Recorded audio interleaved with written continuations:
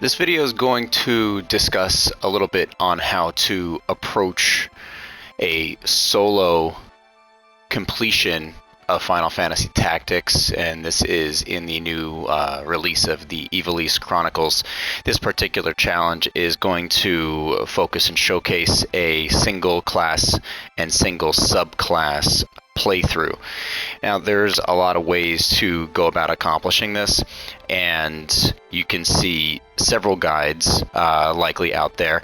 The one that seems to be one of the more common playthrough strategies is the solo Ramza archer subclass strategy.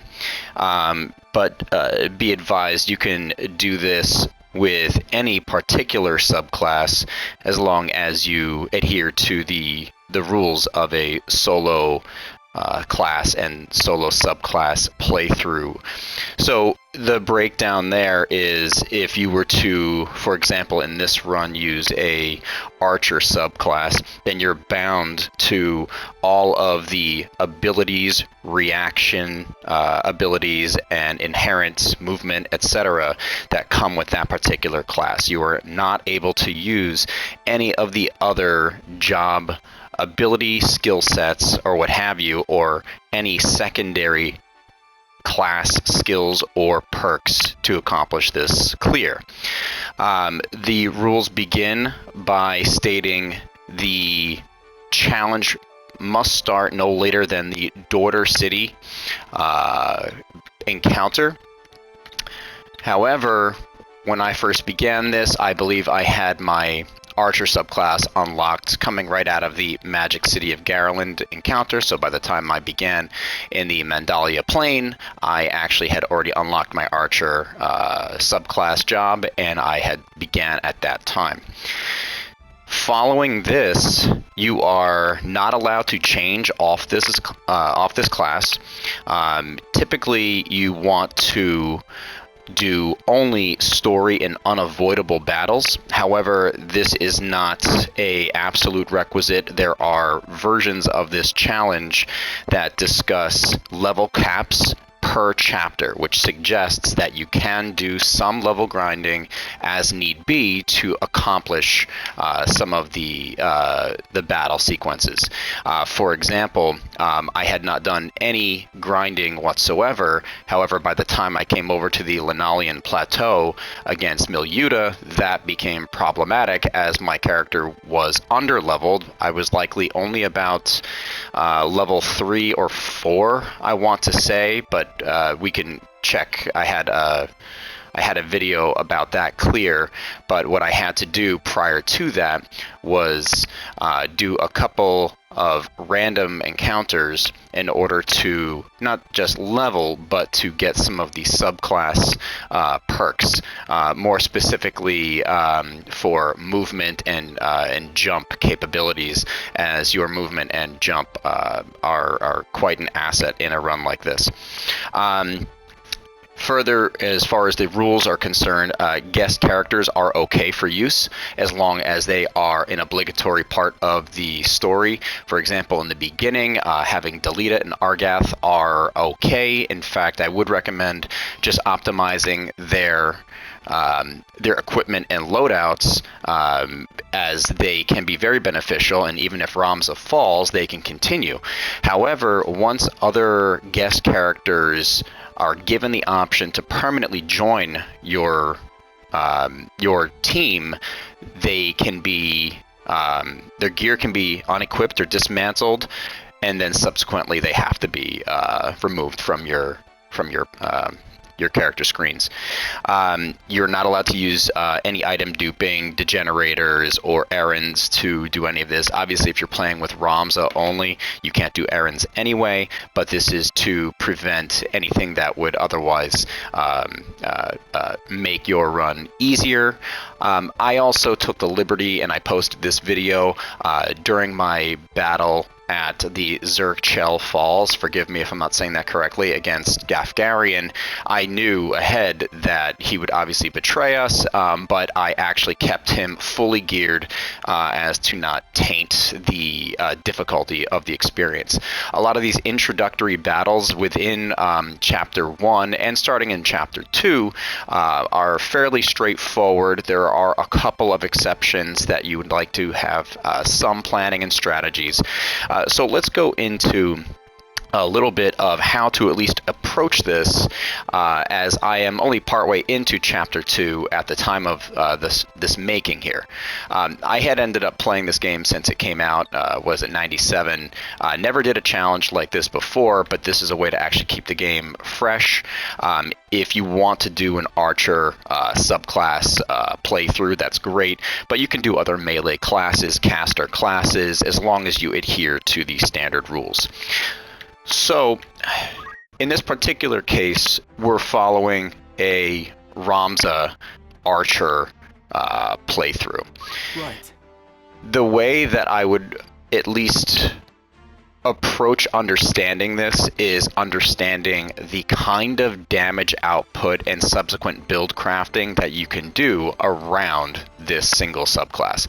So from a weapon standpoint, you actually are given the bow gun for starters. So that is actually the first weapon that you'll use as an archer when you begin the game. Understanding how this weapon functions, though, is very important, particularly with how you want to play. And this can change depending on the kind of map that you're currently fighting on. So when you are using a bow gun, this damage output is calculated by simple physical attack, your physical attack stat, and it is multiplied by your weapon power. The additional benefit of a bow gun is there is an inherent weapon parry. As you can see, there is a 5% weapon parry on this bow gun, same as the Night Slayer. However, there is an added perk on the Night Slayer with the attempted blindness there. But the attack power and the parry stat are the same. The benefit further is you get to use a second hand, at which point you can equip a shield, which also has a blocking stat. So utilizing both of these, depending on your play style or the encounter, can increase that likelihood of dodge, parry, etc. And that will be very beneficial. I found, as a personal preference, I did like the longbows. One of the benefits there, obviously two-handed, there is some discrepancy on strength, but the way the strength and the damage output is calculated here is different from using a bow gun. This is calculated using a longbow as your physical attack, adding in your speed stat, and then that is divided by 2 times your weapon power. So speed stat plays a significant role here, and as an archer subclass, you ultimately do get the added benefit of the speed surge reaction ability. So every time you get struck, you do have the chance to increase the unit speed for the duration of that battle. Combining that with any other gear, as later in the game you can get access to the accessory sprint, or rather Hermes shoes, your speed stat will increase, and every time that happens it adds to the multiplier of your damage output if you're using a longbow.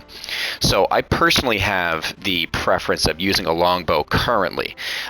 Pros there also include range and the ability to overcome obstacles or things in your direct line of sight.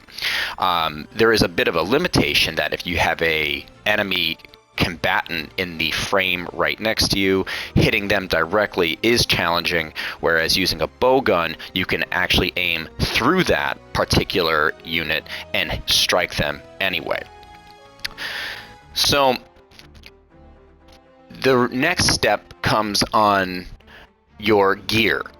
Now, as an archer subclass, you cannot equip heavy armor, and so your armors are limited in this regard. This is different from playing your normal style playthrough where you can utilize your Knight's subclass and learn the support ability of equipping heavy armor, shield, swords, as this can have a tremendous benefit to not only your HP but also your defense stat.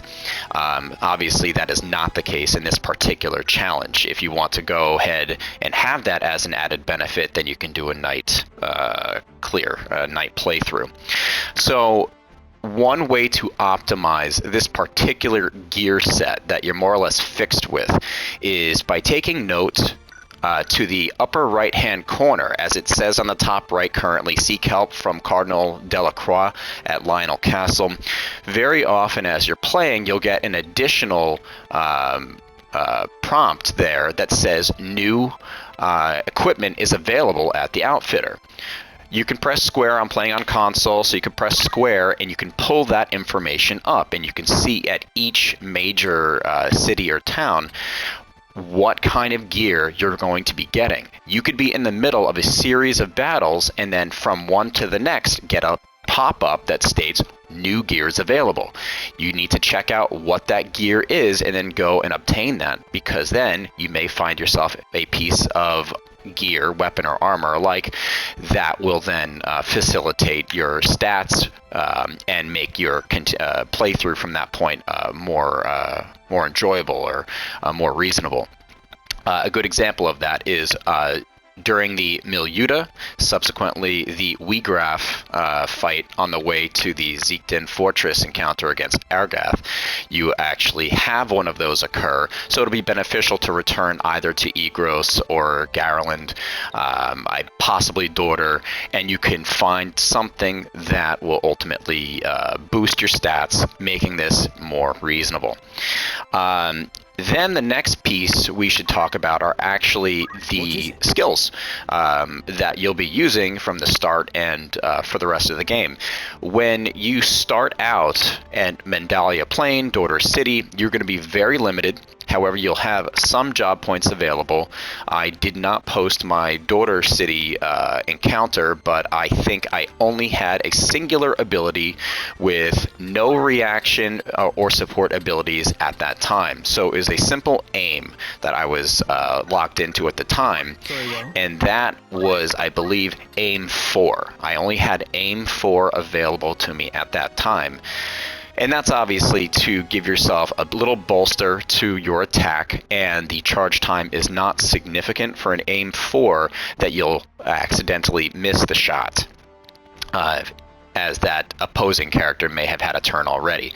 You'll want to eventually fill your gaps slowly so that you can squeeze in damage where you can, or bigger damage if that is available. A drawback, though, that you have to keep in mind is when you choose to use an aim function and you have not moved yet, you will be unable to move after you set this command. So I would recommend just learning 1, whether it's aim 2, 3, or 4, just from the get-go, so you have something that is a slight increase to your damage output. I would make it a priority, though, to focus on obtaining concentration, speed surge, or Archer's Bane, and try to do this as early as possible. The benefits there, and this will ultimately depend greatly on how you choose to play this game. Speed Surge is very expensive. It's 900 JP, I believe, but this will ultimately prove to be very valuable, as once again, every time you're hit, your speed stat increases, which subsequently means your turns will increase and your damage output will increase based on that multiplier. I did favor obtaining concentration first because, in my personal opinion, having a guaranteed 100% chance of landing a hit was very worthwhile to me, instead of that percent chance RNG of this will have a 95% chance of striking and then somehow the character misses, evades, what have you, as per the Final Fantasy Tactics RNG rules. So I don't want that risk when things are coming down to it. So I chose concentration first. Archer's Bane can be very beneficial, but the encounters that require it or that would benefit from it are limited, meaning to say there are not many encounters where you are going against enemy archer subclasses. However, if you are, this can be invaluable. So I would go for concentration off the get-go. I would go for one of your aims off the get-go whenever you can, and then slowly build into it. As you move out of your initial basic setup and you slowly start to add things in, these will make a big difference. I had never been a fan of jump. However, because you are a single character with no support, having jump +1 is actually very good, and that is because your movement will not be restricted by things that are of greater height. And a good example, once again, of that is as we come over to the Linalian Plateau, where you are already fighting an uphill battle, no pun intended, and you need to be able to move up against the ridges and down these ridges without coming into melee distance of the opposing enemy units. So combining jump with a movement-based item, battle boots is what you begin the game with, is invaluable. You need that movement. You want to outmove your competition. You want to outmove the enemy. I had posted a video for the Zeklos Desert, or it was the Sand Rat Siege encounter, where I was not overleveled and I was simply playing a merry-go-round against enemy units, keeping out of their distance while still being able to attack them. This is one of the benefits to playing an archer subclass, is that you are now a ranged unit. And if you take advantage of that range with your movement, especially in these early battles, you will have an advantage. With all that said, don't be afraid to back off when you have to. Not attacking in any particular time is okay. You don't have to attack. In fact, there's at times benefits to not attacking. And I'll go over this again at the end of the video. However, there is a benefit to your CT count. If you choose the wait command and you do not perform an action, this will speed up your next turn. And that can also be beneficial. It does not stack immediately. However, subsequent stacks will then get you your turn at times ahead of the enemy unit. So don't be afraid to back off or do the wait command. And we already talked about the speed save. Speed save is actually what it was called in the original release, but speed surge. This is invaluable because although it's very expensive, obtaining this and having that chance of increased turn count or damage output will be very beneficial to you. Once again, maximize that gear whenever the outfitters show the indicator that something new is there. Sometimes it will be for the archer subclass. Sometimes it won't be, but it's always valuable to look. And once again, the easy way of doing that is on the world map. Press square, and you can scroll through and see what is highlighted there from your local outfitters. As you do not have access to any other subclass abilities, that includes your chemist, that includes your healers, your white mage, you will be unable to use items. You will be unable to heal yourself spontaneously. This is one of the reasons why playing smart, backing off, playing from a distance is beneficial. However, you will have to optimize and take advantage of crystallizing an enemy unit. So sometimes going out of your way to KO a unit early and positioning yourself appropriately will help you regain that HP when it counters most. But obviously you have to consider enemy units taking advantage of that as well. Let's see.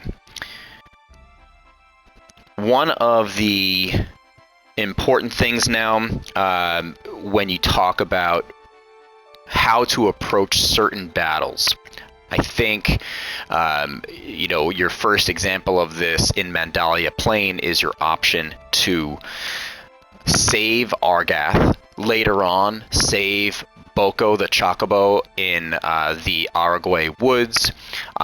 Whenever you have these objective-related fights of saving somebody, use your discretion.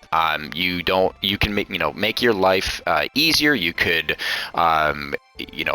do the challenge, but then by saving them. But one of the drawbacks to that is the AI and RNG of the encounter. You may just have to force a retry depending on how the AI decides to do things. The Aragway Wood saving Boko is an interesting one because he, as a Chocobo, has huge movement range, but he doesn't get out of the way. He goes into a corner and gets locked into a corner by one of the goblins, and that could just be a race against time. Very challenging there. An example here also, we don't have a choice to do this, but it's in Chapter 3 where we attempt to save Rafa from Marek, is you have 3 units attack her from the get-go. Before you have any choice to interact in that battle, you might lose it. So that's just the RNG of the situation. So you can make a decision on whether or not you want to save or not save the objective unit, and it's not bad either way. Play pure discretion.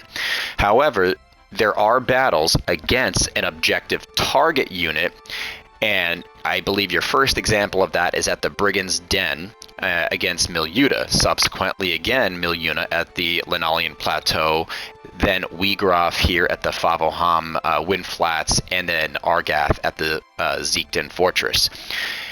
When you're playing by yourself with this solo subclass setup, I would prioritize that unit and KOing that unit as soon as you can.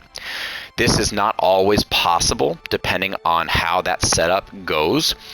Sometimes you have to remove healers, particularly from this encounter at Brigand's Den. You have to remove healers from this. They will make your life problematic.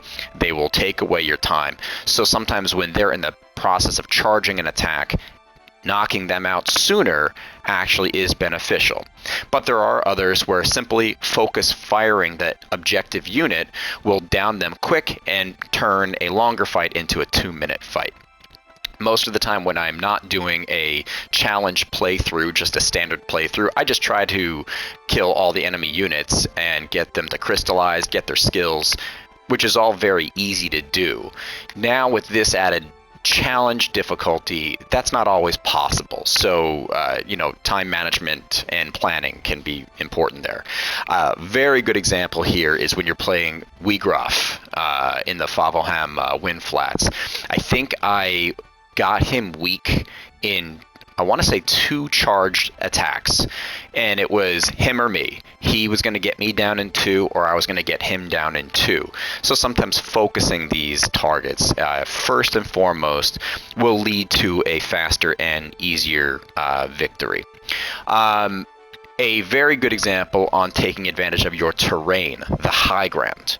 Make your jokes where you want. Obi-Wan and Anakin, having the high ground. However, this is an excellent example. I did post my video on the Zeekden Fortress encounter against Argath, and using your jump +1 was invaluable, as I was able to climb on top of the fortress, not move. I was not able to be targeted, and I was able to down him in, I believe, 3 hits. He had auto potion, but in 3 hits, I took him down with 0 risk to my health, or questioning the completion of that particular encounter. So having the high ground is beneficial here. Having your movement enable that is also invaluable in that mind. So You can set this up a couple different ways from the get-go before the later chapters where it becomes a little bit more complicated. The gear becomes a little bit more extensive. So for the beginning, start your setups with what you're most comfortable with. You can do the bow gun strategy, include your bow guns with your shields, and then even further, if you're using the cloaks, that is another way of evasion. So you can make this your priority, and you will have a risk there of taking damage. However, it gives you some degree of freedom in how you play the game. As I've been doing it, I've been going for just the movement and the range flexibility that is afforded by the longbows. I think that's very good, and I've been utilizing concentration as a guaranteed hit.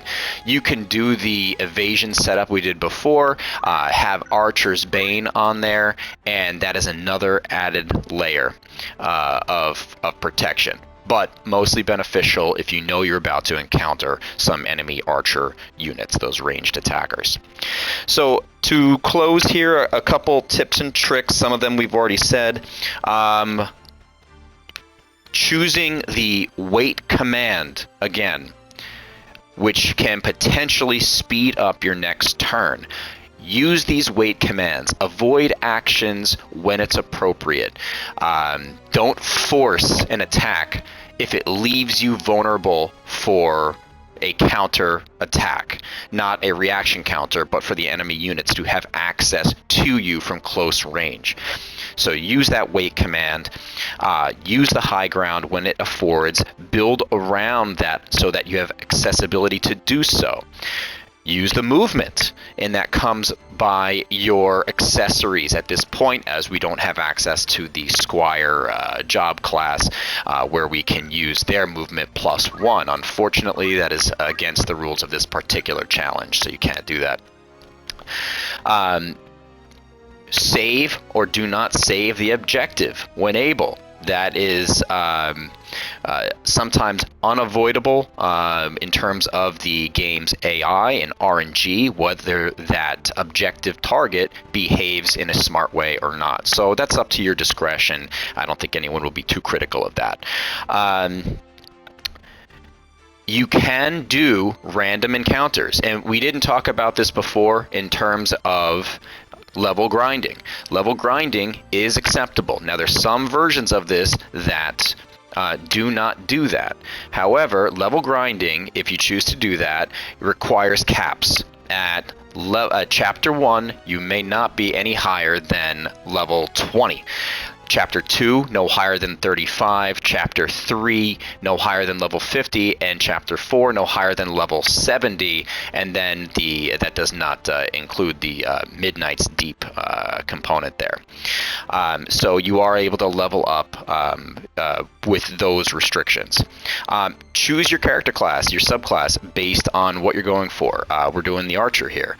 You can do that. You can do a melee build. You can do a monk. You can do a knight. You can do a lancer, as long as you have that made available by the Daughter City slums encounter, and you follow the rules accordingly.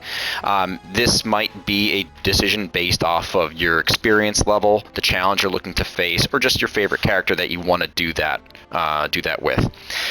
Remember, you have to dismiss guest units when they are invited to your party permanently, but you are allowed to disarm them and gain some benefits from their gear prior to doing so. That's all for now. I'll make another one of these later on when I'm a little bit further, probably into Chapter 3 with any updates. Like, comment, subscribe. We'll be posting some additional encounters as I continue along this. Next is the Belias Tour, coming down to the Gog City fight. Looking forward to the Lionel Castle gauntlet there, and the Gafgarian fights, etc. So we'll continue to post those. All right, don't forget to leave your comments.